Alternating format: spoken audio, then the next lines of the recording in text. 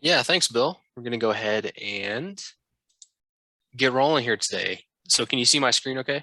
Yep, looks good. All right, thank you, Bill. So to kind of dive in, I'm going to give you a brief introduction to SignOps for those who may not know exactly what it is. SignOps is a complete turnkey sign inventory management solution that gives users a web-based, mobile-friendly application for updating their signed inventory, tracking any maintenance history, and performing real-time sign inspections. In addition to that, SignOps also allows users to access mobile device, the camera built in on your mobile devices for Bluetooth or scanner integration. So you can scan barcodes on your signs for a quick and simple yet robust sign inventory management solution. So we're going to dive right in. Like Bill said, we got a lot to cover today on our demonstration here. So you can see this is kind of the homepage to SignOps. And like I said here in the intro, SignOps is web-based, which means you can access it from any mobile device, any laptop, computer, desktop device. Basically, you just need internet access to get to SignOps. Data storage is cloud-based. So with that, you can use it on your phone, just the same as on your laptop, and have the same data, same connectivity. So that is one of the advantages of SignOps is you're not tied to a application on one specific device. You can sign in across multiple devices and have all the abilities to access all that capability in SignOps. So here, when you log into SignOps, this is kind of the home page where we kind of put all of our release notes that we shoot for on some annual releases, and our releases are focused around client feedback. So our clients who are out using it in the field, they kind of develop their uses of it and get that feedback for us, which we implement for them. So SignOps is definitely a very user-driven application here. So this is the home page. The first kind of thing we'll notice up here up at the top, there's going to be 4 different areas that we can use in SignOps to kind of help manage our sign inventories and do those workflows that we need to accomplish with our sign inventories. The first one here in the sign shop, this is where we're going to go. And this is what I like to call kind of the behind the scenes work here in SignOps. So in the sign shop here, this is where we can enter purchases for purchases of new signs to get them into the SignOps application. We can assign barcodes to our signs to give them a unique identifier that barcode number will be attached to that sign and identify that sign for its life in SignOps. If you sell any signs, if you are a county per se and you sell signs to townships, you can do that so in here.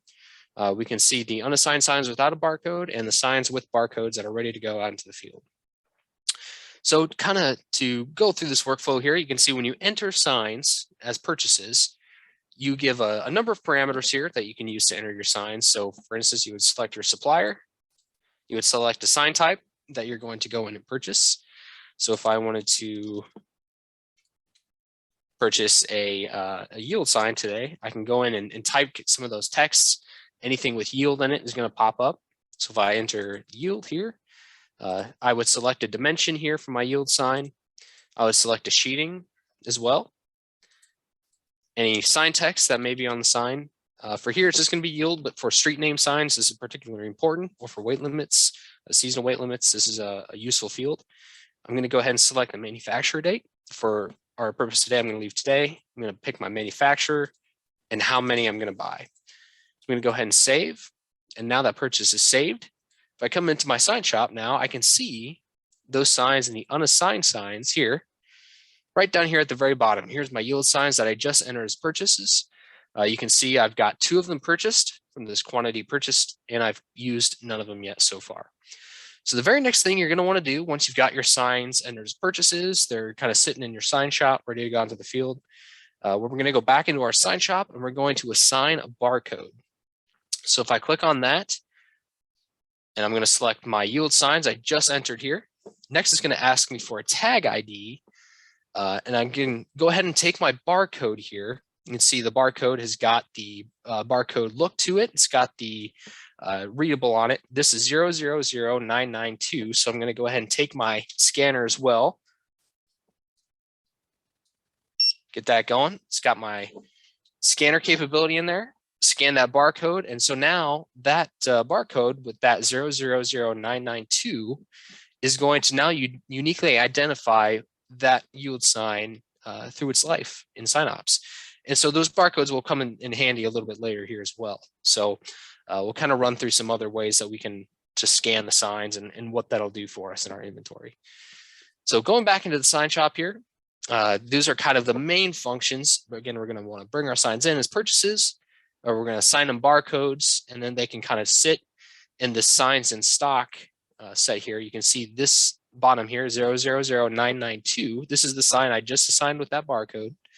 You can see it's in stock. It's maybe sitting on a shelf in the shop. It's ready to go onto the field whenever we need to replace a sign or install it on a new assembly. So the next big part of SignOps here is the in the field section. This in the field is kind of the meat and potatoes of SignOps. This is where most of the users spend their time in the application. From here, we can do a number of different things, kind of boots on the ground stuff here with our sign inventory. If I click on my nearest option here, this is going to pull up a map utilizing my current GPS location pulling from my device. So you can see I'm sitting comfortably here in the office in Roanoke. This blue pin is representing my location. And within that radius, it's pulling up all the signs and assemblies that I'm currently nearby. So this comes in useful if you're driving down the road with a truck, you've got some signs in the back, you're going to do some replacements.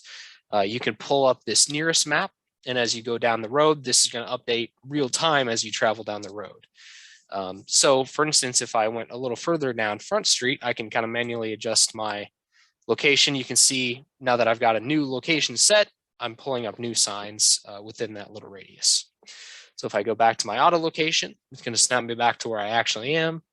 And from here, I can interact with the assembly here. This green pin kind of represents an assembly that mimics the real world setup of our sign. So this assembly currently does not have a sign on it.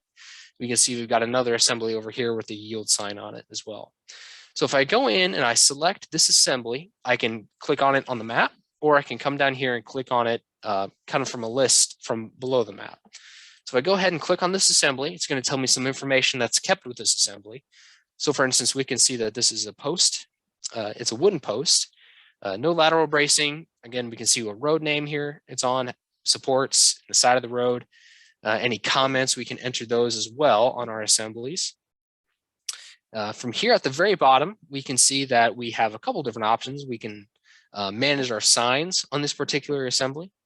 We can look at maintenance records on this assembly, and we can also attach and look at photos that we want to take from the field regarding this particular assembly as well. So if I come into signs, I'm going to go ahead and I'm going to click on add a sign. So I'm going to attach a sign to this assembly. And what I can do here is I can do a couple different things. I can utilize my scanner again to scan that particular barcode. Maybe we want to assign or attach the sign that we just assigned that barcode to, or I can do a couple different things. I can select one from my inventory of signs that already have barcodes that we assign to them that are technically in stock. I can do that, or I can scan them. So how about I go ahead and I will attach this stop sign to this assembly. So I'm going to go ahead and do that. It's going to populate the install date automatically that the sign was installed on this particular assembly. What direction I want this to face. Say I'm going to have this sign facing west, and any comments I can put in here. So if I go ahead and click save, now I can see this assembly and I can see the signs that would be on this particular assembly. From here, if I go in and I want to edit this sign, I can click on edit, and it's going to pull up all the information about the sign that we entered in when we entered it as a purchase. So that information you punch in as you enter it as a purchase stays with the sign throughout its life in SignOps as well. Now, that being said, of course, you can always update things here. You can change this information, but it's nice so you don't have to enter information in multiple times. You enter it in when you make the purchase, and it stays with the sign throughout SignOps. So down here as well, we can also see a maintenance record here, a maintenance history of any signs on this particular assembly. So one thing here we can do with the signs is we can do a couple of different actions. We can replace a sign, which means we can, it's going to retire this particular sign, and then it's going to prompt us to replace it with another sign from our inventory with the signs that are in stock. Or we can just flat out retire the sign. It'll be no longer on this assembly, and we won't necessarily be prompted to, at this particular time, replace it with another one. So that being said, I'm going to go hop back into the In the Field tab. We're going to do a couple different other things here real quick. If I go to nearest and say I want to take this particular yield sign, this one here, I'm going to click on that assembly. It's going to pull up my signs. I'm going to click on edit this yield sign. Say I want to replace this yield sign with the one we entered in as a purchase. So I'm going to choose my option here to replace this sign. Then it's going to say, okay, well, what sign do you want to replace it with? I'm going to go ahead and scan that particular barcode. Let's see, move my scan function. Scanner's not one to cooperate. So I'm going to go ahead and select that yield sign, enter any comments again, the direction facing, click save. And now that new sign, that 000992 sign is now replacing that one that was currently on that assembly. So if I hop back into the field, there's another big couple of aspects here in SignOps that we can use to manage our inventories. The thing here, the scan sign option, this is going to be kind of like a search capability that we can utilize in SignOps. Let's see if my scanner is going to want to cooperate. There we go. So if I scan my barcode of the sign that we just replaced, this yield sign we just replaced on that other assembly. So say I've got my scanner, I'm coming up to a sign out in the field with the truck.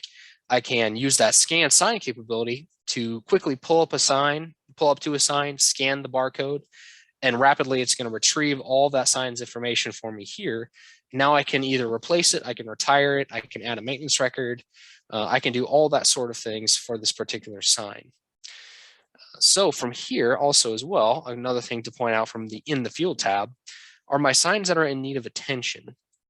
Now, if I click on this, needing attention is kind of like a filter that we can utilize to show us signs that have either failed an inspection, signs that are either overdue or outdated, signs that have been manually marked as needing attention, which I can go show you if we pull up the scan sign again here. I'm going to go ahead and scan that barcode for the sign that the yield sign there that I'm just working with. This little checkbox down here, say you're out on the road, the sign is maybe it's been shot up or even stolen off the assembly, which is more frequently happens than you would think. But if we go ahead and we click that box of needing attention, when I click save, what that's going to do is that's going to now flag this particular yield sign as needing attention. So if I come back into my in the field and click on that needs attention bar, we can see now that yield sign 000992 is now in need of attention. So from here, this is kind of like a working filter of signs that we can take a look at that would show, hey, we need to take some sort of a maintenance action, some sort of a follow-up action on these particular signs. So this needs attention filter can kind of help you come up with a maintenance strategy and maintenance plan to take a look at your signs that are in need of the attention most. So from here, if I click on edit, and it's going to go take me right back to this sign, I can pull up the information on these particular signs. It's going to be noted, flagged with this kind of little warning icon again to just kind of reinforce to us, hey, this sign is in need of attention, something's off with it there. One of the other things we can take a look at here in the field section is our overdue capability. So the overdue signs is a feature we included in our most recent update last year. So this functionality will let us kind of take a look at signs that might be overdue in our inventory for replacement. So over here on the right-hand side, we can kind of configure what we would classify as being overdue.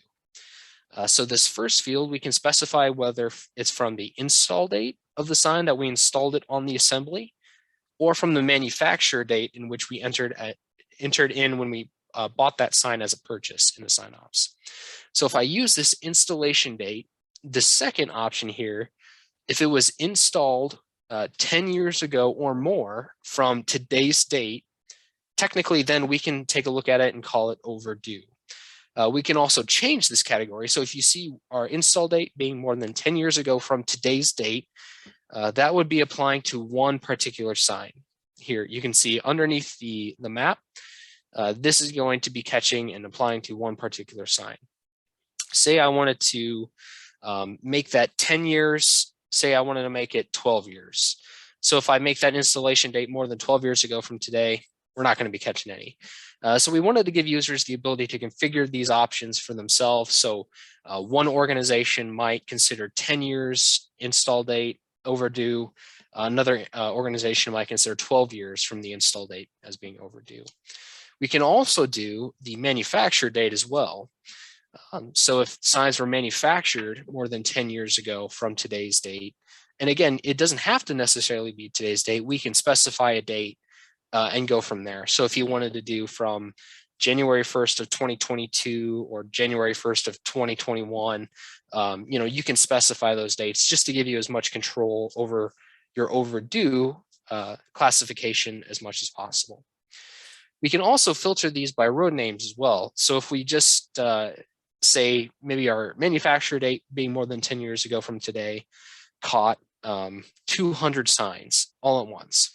What we can do is we can filter these signs by a particular road name, and we can kind of mark them as technically being overdue on a road by road basis, as opposed to marking all 200 as being overdue at once.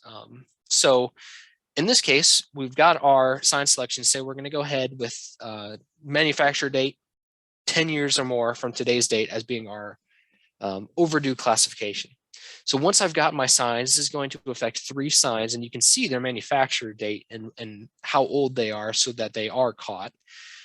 From here, what we can do is we can flag all. What I'm going to do is I'm going to click that, and it's going to say, are you sure you want to flag all these signs as overdue? This is going to mark them as needing attention, and it's also going to add a maintenance record to the sign to, again, tell it on those particular signs that we flagged it as being overdue. And it's going to tell us this is going to affect 3 signs. So once we've got our criteria set, we've got our signs to be flagged, we're going to go ahead and continue. So from here, when I click continue, those signs are going to be flagged as needing attention. Looks like they were already, but now they're going to be flagged as needing attention and overdue as well.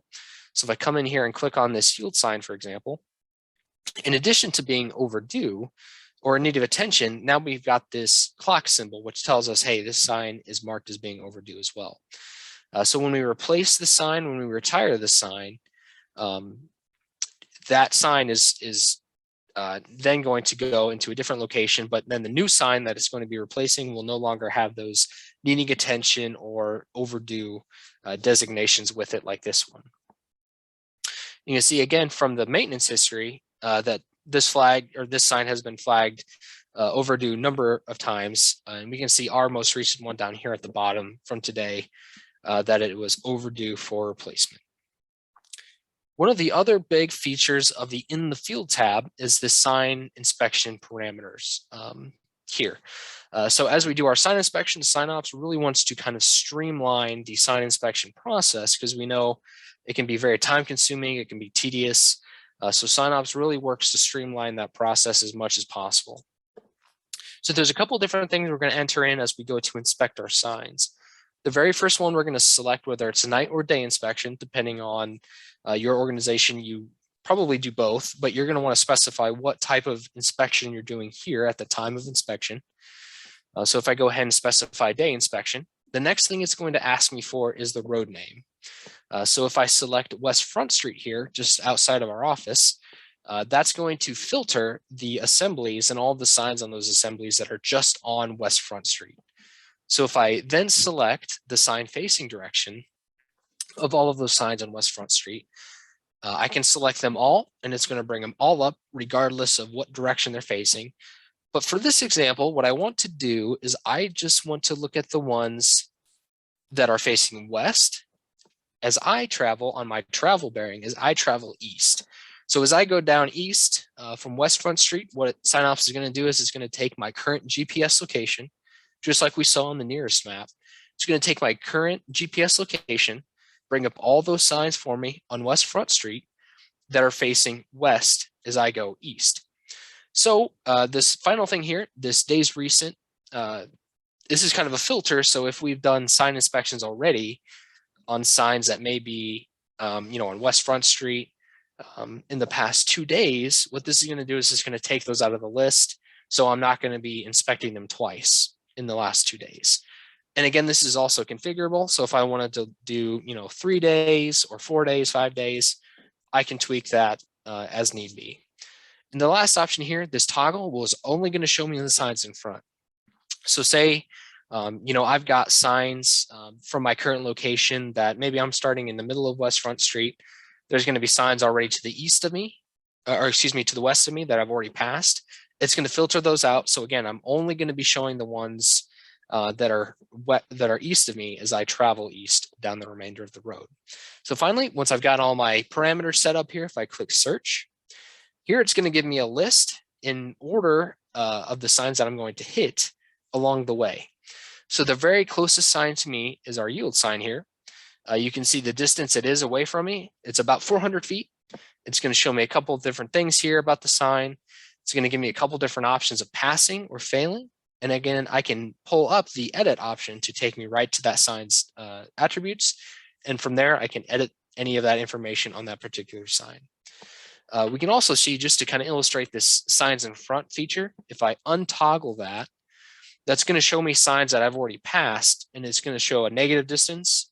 That's just to show, again, that we're already past those signs based on our current location. So if I toggle that back on, it's going to filter those out. I'm only going to see the remaining signs as I travel east that are facing west. So from here, I can pass. So if I go ahead and this one, at a quick glance, that sign looked good. So I'm going to pass that one. If I come down here, if I fail this sign, regardless of passing or failing a sign, it's going to add a maintenance record, again, passing or failing, from today's date that said, hey, this sign passed an inspection, or hey, this sign failed an inspection. And when a sign fails an inspection, it's going to be flagged as needing attention automatically. So then you can see that it failed an inspection, it's in need of attention. Say the post is broken, need to replace the post. Or in this case, we can also see that this one is overdue. So our retro reflectivity is probably fading. It's not very visible anymore. So we're going to need to replace this particular sign. So that kind of transfers us into our next tab up here at the top, our reports tab.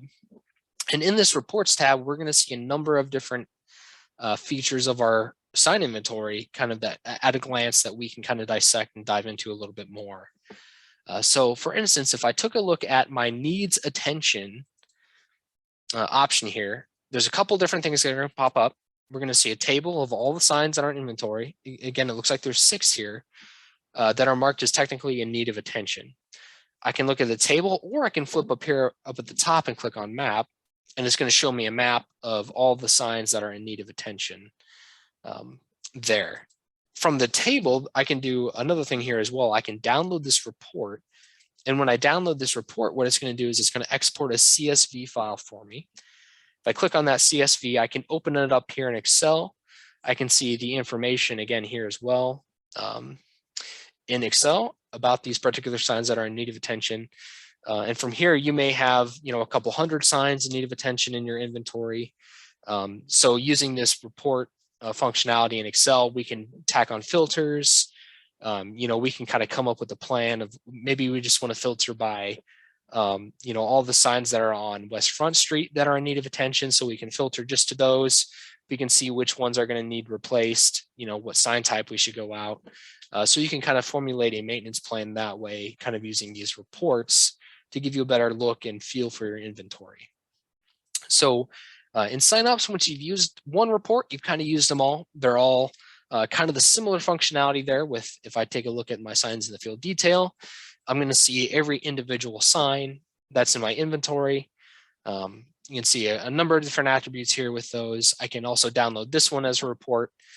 And when I do this here, again, I can see that CSV output. I'm going to go ahead and open that up. I'm going to see some additional information here. So the report itself may be a little different from report to report, but the functionality remains the same. If I come in here as well with this signs in the field detail, I can also do some filtering in here as well. So if I just wanted to take a look at my stop signs, I can search by sign text and filter by sign text, by shading, dimension, all that good stuff. The final tab here up at the top is this admin tab. And for this admin tab, the admin users and SignOps, will have access to this tab for their organization. And here, very exciting, they can set settings and they can assign particular user roles to users in their organization, kind of the behind the scenes stuff here for SignOps. So if there's a list of customers or sheeting definitions that are commonly used, you can control those inputs here. So if I went into my maintenance types, for example, if I clicked on that, I can see all the maintenance types that are currently available to me in my options as a dropdown. Say I wanted to add a new maintenance type. I would go up here at the top, click on new maintenance type. What do I want to call this maintenance type? Let me go ahead and say, let me just add an example.